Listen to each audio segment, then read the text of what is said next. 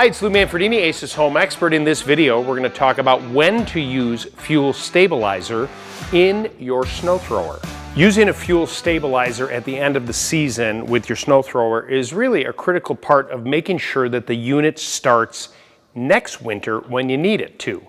Now, when you go to the hardware store, you'll find a bunch of different treatments like this that are out there. I don't really have a favorite. You just want to make sure that it says it's a fuel stabilizer. The one thing is that you'll notice on the directions, it doesn't take much. And so the idea behind it is that you go ahead and take the gas cap off, and typically you're going to put between 1 and 2 ounces of the fuel stabilizer into the gas tank. Then the next step is to take fresh gasoline and fill the tank all the way up. You don't want to have a lot of air left inside the unit. And once it's full, put the cap back on, start the unit, and allow it to run for about 5 minutes. After that, shut it down.